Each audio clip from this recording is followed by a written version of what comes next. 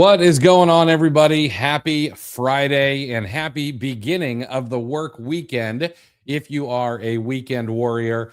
My name is Chris Grant, and welcome to the live Amazon FBA seller Ask Me Anything. If this is your first time here, it is a time for you to get your questions answered. So if you have anything that you are curious about when it comes to Amazon, retail arbitrage, online arbitrage, wholesale, drop your question in the chat and I will help you to the best of my ability, or at least point you in the right direction. And then, of course, I will bring you a tip. Didn't get to it yesterday due to the number of questions, but I've got it queued up and ready to go today. Um, Luke, happy Friday, man. Carrie, happy Friday. Amar, what's going on? Hey, Ryan, Lala, Michael, and Corey, what is up? Glad to have you guys in the house. All right. It's been a week. Actually got an inauthentic claim today I got to handle, but I hope you guys have crushed the week so far. I'll tell you what. Again, if you have questions, drop them in the chat. I will start answering those, but I will go ahead and share the tip for this week. That way we can make sure to get to it. All right. Now, the place that this tip came from was actually a podcast that I was listening to. I really enjoy this podcast called Founders by David Senra. And it is a breakdown of biographies, both autobiographies and regular biographies of founders of businesses. So you've got things like Hetty Green, who was probably one of the richest women and definitely the only robber baron woman in the United States, all the way to Jeff Bezos and Steve Jobs and so on and so forth, and everyone in between, and across the world. All right. It's not just American founders. Was listening to one recently on the Nobel family, which was absolutely fascinating. And that's actually where this nonlinear returns came from. And so I want to talk about how to create nonlinear returns in your Amazon business. And this idea sort of came from a story that I've told a few times, but I turned a $35 investment into what eventually became multiple seven figures of gross revenue. And the way that I did this is by providing value to someone who was looking for it at the time, and they were not finding it. And eventually that allowed me to forge this partnership and now a friendship that has generated a good amount of revenue through the years. So, this is all about networking. So I want you to think about it this way: by networking the right way, by identifying people who you can provide value to, by offering it to them without expectation of reciprocation, and doing it on a long enough timeline, it is very likely that you'll be able to create strong bonds with others in whatever space you're in, even if you're not in the Amazon space. All right. There's stories of people. This isn't just something that people say. It's literally the truth. All right.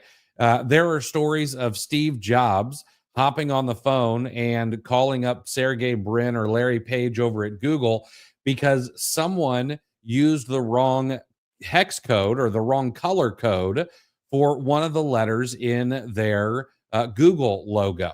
All right. No expectation of reciprocation whatsoever. Okay. But that made it so that if Google wanted to do something with Apple, they would turn around and call Steve Jobs. Okay. Now, are we going to be able to do this at billions of dollars of scale? Not necessarily. But when you do this and you do this appropriately, you do end up with these nonlinear returns. But what are nonlinear returns? Well, think about it this way. Imagine that you're playing a video game where you get to level up by collecting coins. Well, in this game, networking is sort of like finding secret paths or hidden shortcuts that will maybe double or triple the amount of coins that you collect at any one time. All right. And each connection that you make can lead to multiple benefits. All right. Which will make your progress in the game or your business grow at a faster rate than if you were just playing by yourself. All right. One connection may introduce you to three or five others, each with their own set of knowledge, each with their own set of resources, their own set of skills. All right. And suddenly your network has gone from one to just yourself to one, you and one other person, to one to many. All right. And it's grown exponentially.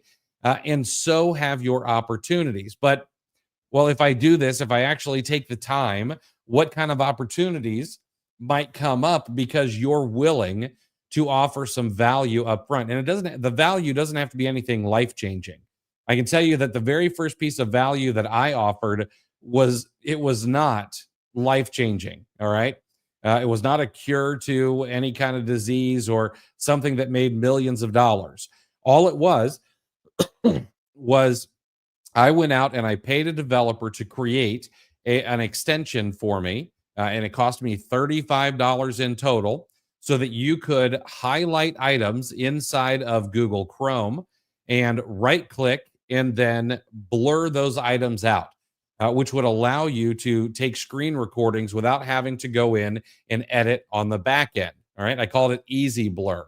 I happened to then sell it on an internet marketing website little later on, made a few $100s. So in multiple ways, I was paid back for this thing. All right. But what kind of opportunities might come up if you are willing to put in this kind of work? Well, when you network, you meet other sellers who might know about deals or products that you never even thought of thinking or thought of looking for. All right. I know that I have had friends, Chris Rasick, for example, share opportunities with me in niches that it's not that I wouldn't sell those products. It's just I didn't even know they existed. All right. You might find out about really large clearance sales at a store you've never heard of, or a store that you've just never thought to stop into. Someone might share a tip about a bolo that multiple people can take advantage of. What might be more important, in my opinion, is the ability to learn from others, to reduce the learning curve. Networking allows you to learn from people who've been playing the game longer than you have. And someone who's been around might tell you about a tool or app that helps you find profitable products faster, or they might tell you, "Hey, these are some pitfalls that I ran into that will cost you money if you make these same mistakes," allowing you to bypass those mistakes or see when they are up in the road ahead. You might be able to share resources. Uh, you might be able to share tools, software. Maybe you go in and do group buys together. My friend Corey just sent out an email the other day, and he said that his network has done like $12 million in group buys over the past year. You can team up with other sellers to buy in bulk, like I just said. You might be able to reduce your costs through economies of scale. They're all, might be able to share employees. Okay. Sometimes you may be able to forge partnerships where you work together on bigger projects. Maybe it's getting into wholesale. Maybe you want to work on private label with another friend, or maybe you want to share VAs or a sourcing team. You might partner with someone to source different products from different regions. Let's say that you've got a friend who does retail arbitrage in California. You do retail arbitrage in Ohio. Maybe you team up, or maybe you both have shoppers that can shop for each other when they're not working for you in different areas of the country. And then you can also get some support and motivation. This can be a lonely business. A lot of us are social on the internet. We are willing to, come to these kind of things and drop messages in the chats. We may post on Facebook or Twitter or in Discord groups, but it still feels a bit lonely. And selling on Amazon, it's tough. It is hard work. You never know what's right around the corner. It can be a difficult thing to do. And having a network, especially one where you actually build good relationships, means you're going to have people to talk to when things get difficult. If you're feeling down because maybe something didn't go your way. Your network may be able to offer advice, a way out of a problem, or heck, just pat you on the shoulder and say, hey, you know what? It's going to be all right. You're going to get through this. Keep going. Okay. Uh, I know that networking is, there are two things that happen in the Amazon space. One, there are people who tell you how important it is. You got to get out there. You got to make videos. You've got to post on social media. You got to share your journey, etc. And some people really cringe at that. There are other people who think it's absolutely stupid. Bad boys move in silence, and you need to keep everything to yourself. And I just don't think that's the case. I am closer to the former rather than the latter. I think you do need to be out there, putting yourself out there, sharing what you're doing, sharing what's working.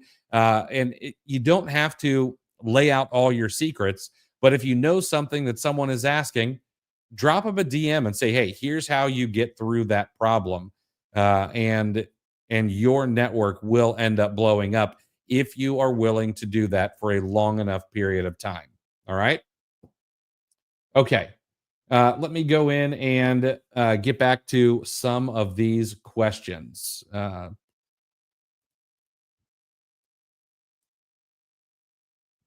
Hey, Chris Io, man. Yeah, let's go Bucks tonight.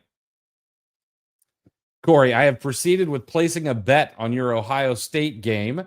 Uh, uh, could you kindly call up Ryan Day and remind him he's not playing Michigan tonight? I will shoot him a text. Absolutely.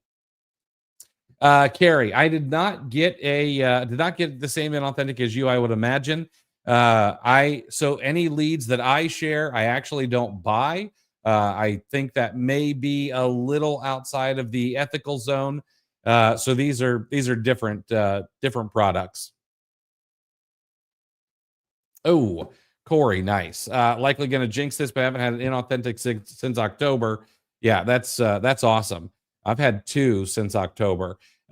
Chris Rasick's theory on it killing your sales before that inauthentic complaint comes seems to be holding up. Sales were in the absolute toilet today, and I was trying to figure out why, and I think it's because of that inauthentic complaint. I'm planning to move to another state. Can you give me some ideas on where to start? Well, um, I I'm gonna guess that you're moving to another state and you want to know where you need to uh, what you need to do about your Amazon account. I'm gonna guess that's where you're going since I don't have the whole thing here, Lola. But here's what you need to do. Number one, get moved. Don't worry about anything until you're moved in and you've got all your address changes and all of that.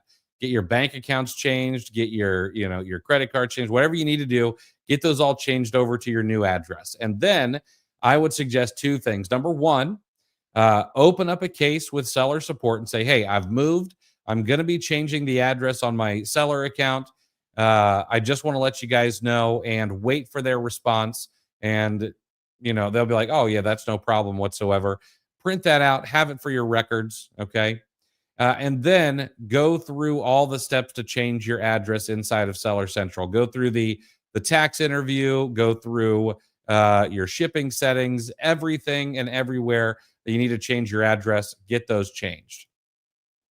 Level Sports, there's always one naysayer. I totally get it. Yes, you still need capital.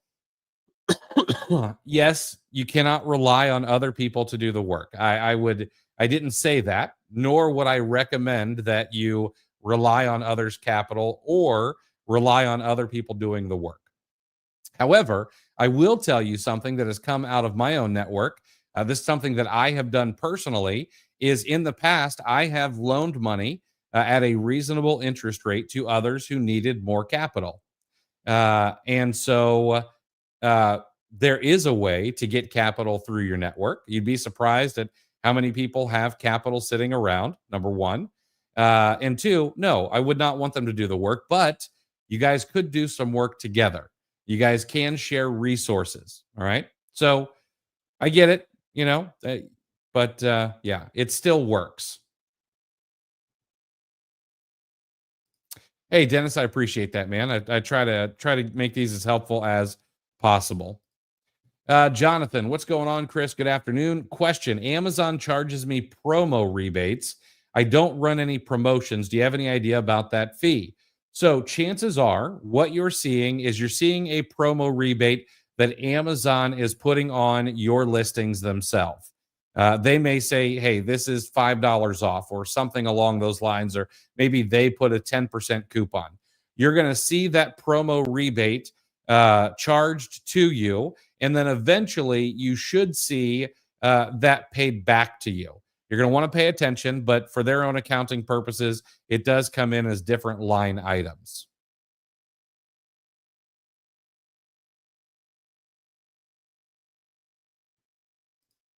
Oh man, got restricted for Starbucks and Dove. That's rough. Yeah, that is rough. Surprising on the Starbucks. That one surprises me more than the Dove does. What is on the menu in the Grant house for the game tonight? I made teriyaki chicken and vegetable foil packs. They're in the oven right now cooking. That'll be served over a bed of rice, of course. Matthew Miller got started with Proven Prep yesterday. Since starting to use a prep center, you have an easy way of calculating both fees for shipping to myself and the cost if I ship to the prep center. So, Matthew, I'm going to guess here. You're talking about uh, does it make sense to pay sales tax or does it make sense to pay the prep center? So, here's an easy way to do it. And I'm going to try to do some very simple math here, okay? Rather than try to make this complicated.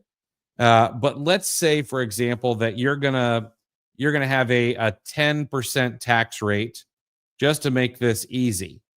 And let's say you've got a dollar 50 prep fee. All right.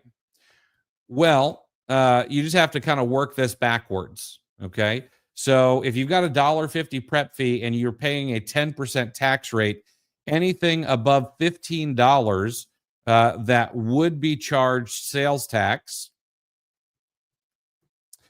should go to a prep center because you're going to break even. Okay.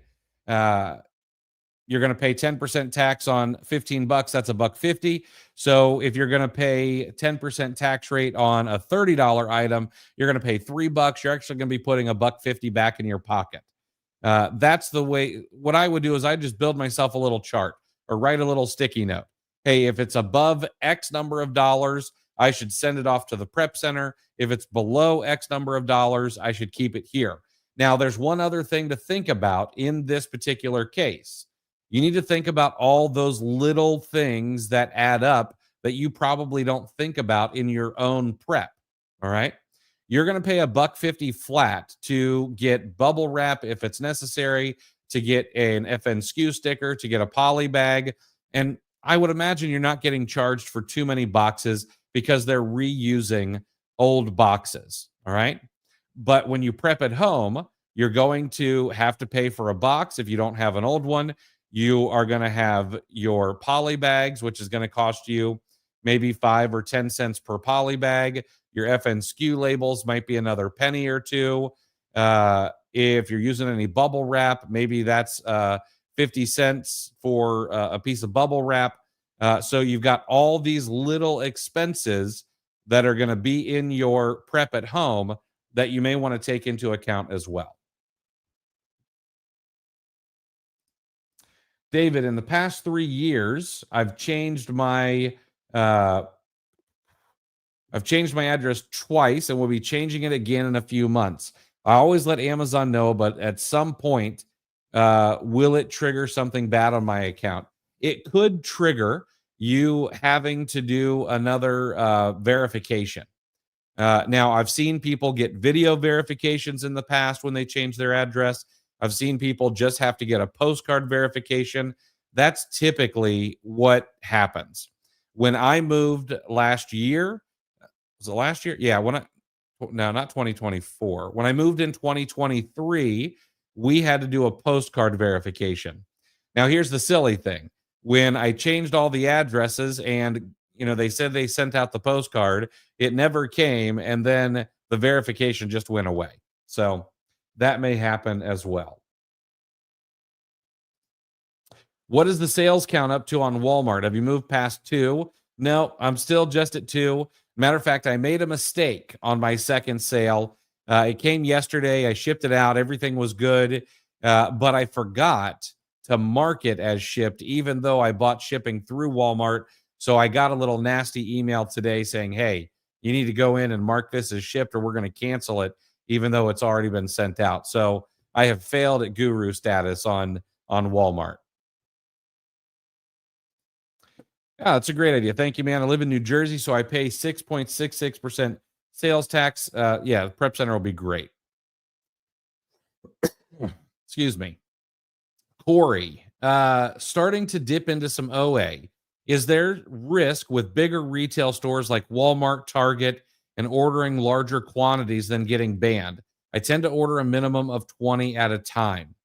Walmart, there's not really going to be an issue. They may limit the number that you can purchase at a single go around. They may cancel an order here and there, but I don't really see people getting banned. I've never been banned from there, and I've ordered large quantities. So that's probably not an issue.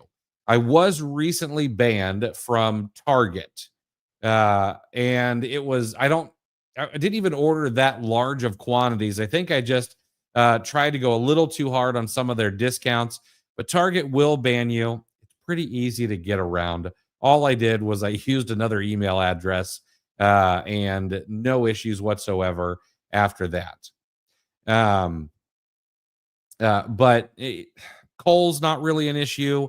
GameStop might give you some trouble, but if you're delivering it to a personal address rather than a prep center, probably not going to be a big deal. So, would I get penalized not sending my FBM order today? UPS closed due to the storm in Tennessee. Chances are, if you don't get that out, there could be a bit of an issue. Now, it might give you a defect on your OTDR, your ODR. It's probably not going to preclude you from shipping FBM in the future if it's just one order.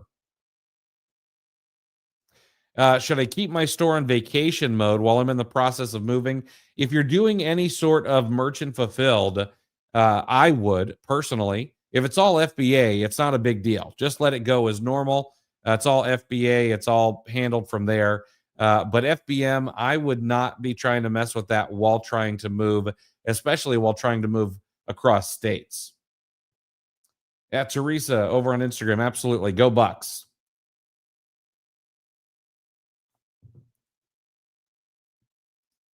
Any advice on how to get accepted on Walmart? I don't have an LLC, so that probably didn't help my first attempt, but I'd love to get an account on there as well.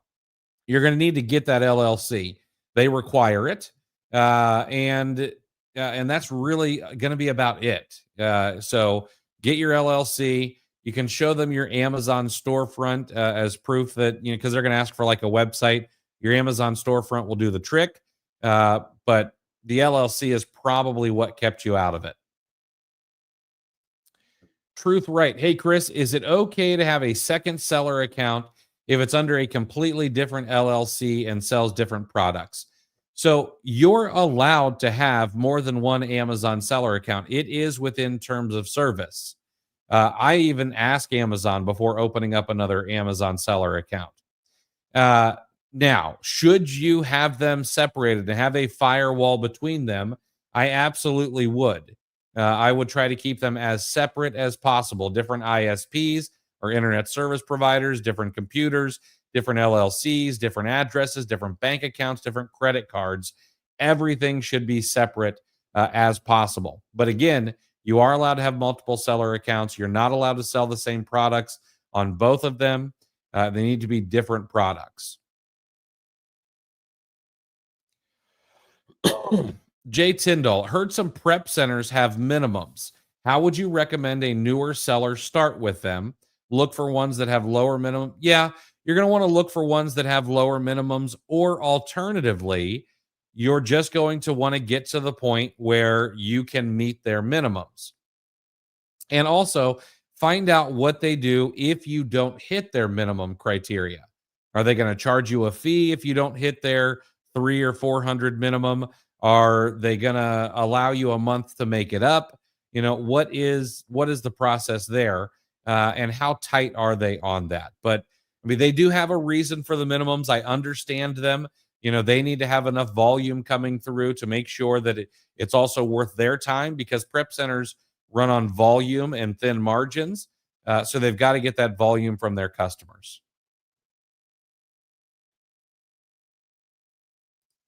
David, yeah, this makes sense. I'm the only person I know banned from Walmart, and only because I returned thousands of dollars worth of pools. That makes total sense. And I'm seeing across social media that this is happening more and more frequently at retailers. So, as someone who does arbitrage, it's best practice to try to have as few returns as possible. Are there times when it's going to happen? Yes, absolutely. I'm not going to be one of those people who will tell you to eat absolutely everything that's sent to you incorrectly, or things like that. But you should be judicious about what you return. I saw someone got banned from Best Buy recently after returning 2 or 3 items. So we're going to need to be a little bit judicious. We know that returns are on the rise. We know that friendly fraud and fraud in returns are on the rise. And so retailers are going to be taking steps to try to keep that lower. Matthew, I always have a million questions. I remember you mentioned having a lawyer on retainer and insurance a bit ago. At what point should I get this? Well, the lawyer, it depends. That depends on your risk tolerance and things like that. It can be, like $100 a month for that. So, how much does peace of mind, or how much should peace of mind cost? For insurance, my opinion is that you really should have insurance from the very beginning. Okay, I would not want to see anybody sell, say, a grocery item. Someone gets sick and dies from eating something that was bad or something like that, and then you be destitute the rest of your life because they win in a lawsuit that would have been covered by insurance. Now, I use that example because as a recovering insurance agent, I was trained to think about the worst case scenario. All right. But Amazon requires it once you hit $10,000 a month in sales. Okay. Um, so again, it's up to your risk tolerance. Is the risk very high? No, probably not. I've never been sued over a product at Amazon. I've had products that I've sold that have been recalled and had no issue. The chances are slim, but if you have any kind of assets, you have, future income that you want to protect, insurance is going to do that for you. Hey, Tony, what's going on, man? Do you use a VPN when sourcing, or when purchasing, when getting canceled, or always never? I have a VPN. I very rarely use it. If I get an order canceled, I will try other methods. I'll try PayPal. I will try a an incognito window. My last resort is a VPN, but I do have one just in case. And of course, my VA team uses the VPN regularly. Yeah, dude, Costco returns are nuts. Co They're absolutely crazy. They will take just about anything back. It's insane. What does having a lawyer on retainer do? So, if you have a lawyer on retainer, they can handle things like IP complaints. They can do reviews of your account health, make sure things are taken care of. If you get suspended, they'll help you with those kind of things. All those little nitpicky items that come up in account health, you're supposed to send those on to them. Some of them will also answer, regular business lawyer questions that you may have. I know I can text my lawyer, and he'll answer, questions about things that I have outside of the Amazon space as well. I might get a little bit of preferential treatments because we're also friends. They've been on the podcast, things like that. But that's what they do. Excuse me. All right. Any other questions, thoughts, or concerns before we wrap it up for before the start of this work weekend?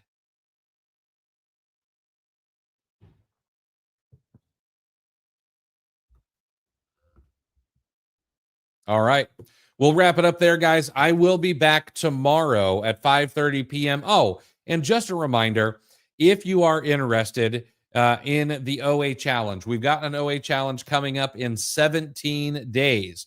You're going to start hearing about it a ton from me over the next couple of weeks. If you're interested in learning more about the OA challenge or joining the OA challenge, which is a 14-day live challenge with myself for 90 minutes to 2 hours every single day, head down to the link in the video description. It is oachallenge.com and check it out. See if it's for you. We do it for a killer price. It is under $400 for 14 days of hanging out with me and networking with your peers. And I'd love to see you there. Oh, and Jay Tyndall, do I have a Discord or just a Facebook group? We have a Facebook group, FBA Today. We have a school, FBA Today. I do not have a Discord at the moment. Maybe in the future. I don't know. All right. That's it for me today, everybody. Have a great Friday evening. Go Bucks, and I'll see you guys tomorrow at 5:30.